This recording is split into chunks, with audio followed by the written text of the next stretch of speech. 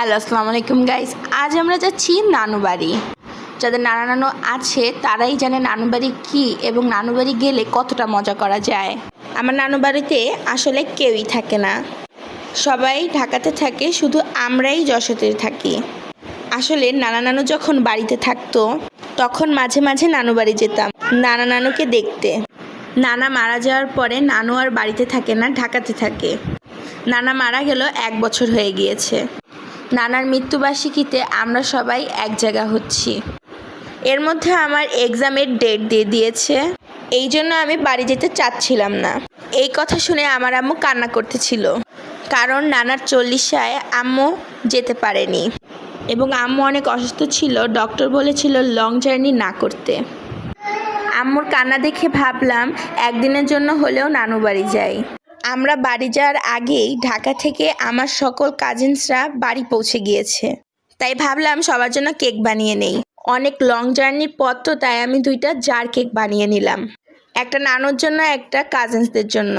আমার হাতের কেক নানু খুব পছন্দ করে এবং আমার কাজিনসরাও আমার হাতের কেক কখনো খায়নি। গাইস, আমি রাত 12টার সময় ডিসিশন নিয়েছি যে আমি বাড়ি যাব।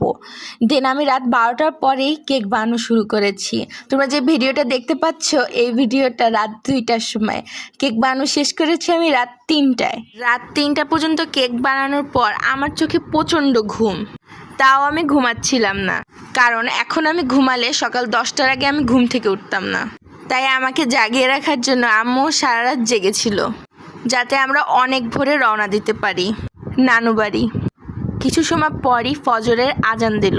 কিছুক্ষণ পরই নানু আর খালামণি ফোন দেওয়া শুরু করলো, তোরা আসতেছিস?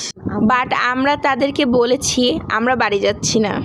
আসলে আমি একটা সারপ্রাইজ দিতে চাচ্ছিলাম, যেন হঠাৎ আমাদের দেখে চমকে যায়। ফাইনালি নানু কেকটা তৈরি হয়ে গিয়েছে। নানুর জন্য সিম্পল একটা ডেকোরেশন, কাজিনদের জন্য চাঁদের একটা ডেকোরেশন করেছি। দেন আমরা রওনা দিয়েছি অনেক লং জার্নি গাইস, তোমাদের তো বলাই হয়নি। আমার টমেটোর মতো একটা গুলুগুলু ভায়া হয়েছে। দেখো, জার্নি করে প্রচণ্ড ঘুম পাচ্ছে। গাইস, সবাই আমার নানার জন্য দোয়া করবেন, আল্লাহ যেন তাকে জান্নাতবাসী করে, এবং আমার গুলুগুলু ভাইয়ের জন্য দোয়া করবেন। অ্যান্ড ফাইনালি আমি নানু বাড়ি পৌঁছে গিয়েছি। সবাই ভালো থাকবেন, সুস্থ থাকবেন। আল্লাহ হাফেজ।